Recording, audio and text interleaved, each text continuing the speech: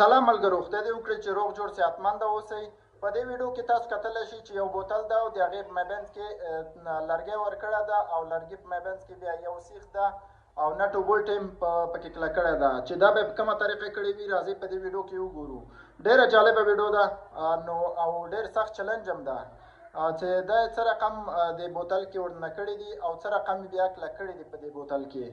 نو اصلا دا سیخ او هغه څه ده نټ او بولټ چې ده مابینځ د هغه کې کلک شوی ده په دې شیشه‌یي بوتل په مابینځ کې.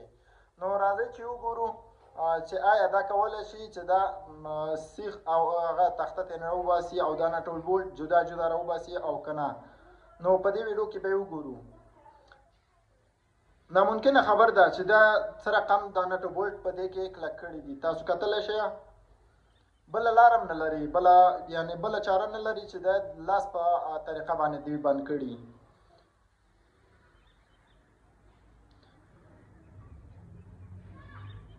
زه خو ډېر حیران کړلم. تاسو ورته وګورئ چې د دې ذهن او سوچ ته چې په کومه طریقه باندې دوی دلته په دې بوتل په مابینځ کې دوی کلک کړي دي.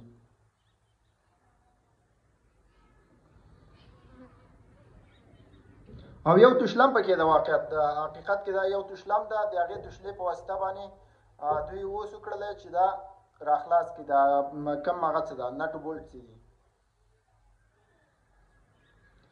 نټ خو خلاص کړو د دې توشلې په واسطه باندې. یعنې طریقه یې ډېره دا سوچ او فکر یې دوی څه ده ډېر عجیبه انداز کې ده. تاسو وګورئ چې په مختلف هغه باندې دا پیچ خلاص کړو د هغه نه هغه توشلې په واسطه باندې. یعنې بله طریقه خو نشته، نه ګوته ورځي او نه په لاس په واسطه یې خلاصولی شي. خو دا توشله څه ده دا توشله یعنې دې په مابینځ کې څه ده ټول کار د دې توشلې په واسطه یې کړی ده.